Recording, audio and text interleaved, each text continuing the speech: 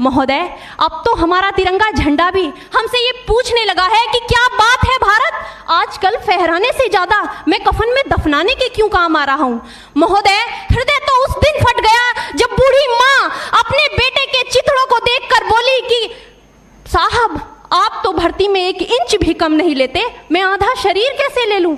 महोदय, आज इन मानवाधिकारों के कारण इन आतंकियों के बंगलों की आकाओं की नाकफनी हंसती है और शहीद हुए हमारे जवानों के आंगन की तुलसी रोती है। जब एक शहीद हुए जवान की विधवा की वेदना चीख चीख कर ये कहती है कि प्यार भी भरपूर गया, मांग का सिंदूर गया, नन्हे नौनिहालों की लंगोटियां चली गई, छोटी छोटी बेटियों की चोटियां चली गई और आपके लिए तो एक आदमी मरा है साहब, मेरे घर की तो रोटियां ही चली गई। महोदय, किसी भी युद्ध को जीतने के लिए पहल करना सबसे ज्यादा आवश्यक है, क्योंकि इतिहास गवाह है कि पहल करके बड़े बड़े युद्धों के परिणाम बदल दिए गए हैं। परंतु आज मानवाधिकारों के कारण हमारे देश के जवान इस कदर बंधे हुए हैं कि अपनी ड्यूटी पर खड़े होकर भी वो आज पहल करने से डरते हैं, क्योंकि महोदय, भविष्य में उन्हें कटघरे में खड़े होने का डर सता रहा होता है।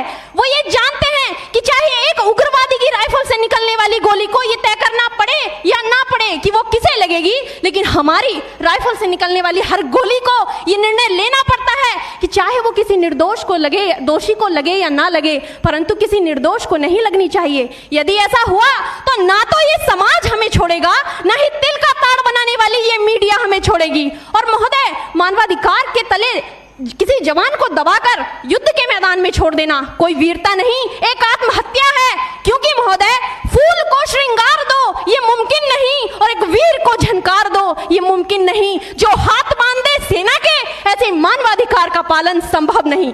महोदय, आज सत्यनिष्ठा के मार्ग पर चलते हुए भी हमारे देश का जवान इन आतंकवादियों, इन पत्थरबाजों से डरता है, क्योंकि वो जानता है कि उसकी राइफल से निकलने वाली गोली अगर टारगेट को हिट नहीं भी करेगी तो भी 400 मीटर तक जाएगी, और यदि इस बीच वो किसी निर्दोष को लग गई तो महोदय, हमें अपनी नौकरी से हाथ तक धोना पड़ सकता है।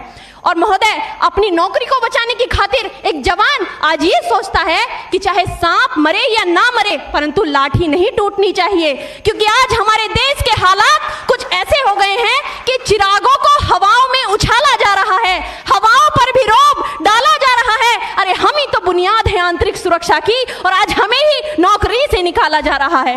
महोदय, जब पुलवामा में 44 जवान शहीद हुए, छत्तीसगढ़ में 76 जवान शहीद हुए, तो कोई भी मानवाधिकार की दुहाई देने वाला हमारे पक्ष में आकर खड़ा नहीं हुआ।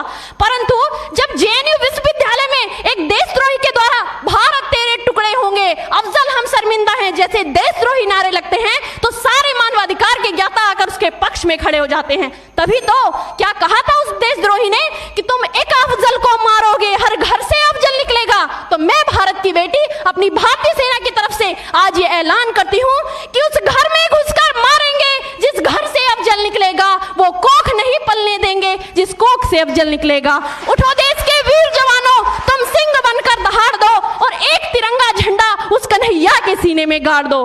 महोदय, अंत में अपनी वाणी को विराम की ओर ले जाते हुए मैं सिर्फ इतना ही कहना चाहूंगी कि मुझे अफसोस है अपने देश की न्यायिक प्रक्रिया पर, जहां आज भी रात के 12 बजे अजमल कसाब जैसे आतंकी के लिए सर्वोच्च न्यायालय के दरवाजे खोल दिए जाते हैं। ऐसे देश से मानवाधिकारों की अनुपालना करते हुए आतंकवाद और उग्रवाद से कभी नहीं निपटा जा सकता। मानवाधिकार के नाम की दुहाइयां देने वालों, सीमा पर लड़ा नहीं जाता चरखों से शोलों के आगे, रामायण पढ़ी नहीं जाती सीमा पर गोलों के आगे। धरती के घोर कुहासे को एक सूरज ही हर सकता है, क्योंकि एटम बम से रक्षा केवल एटम बम ही कर सकता है। जय हिंद, जय भारत।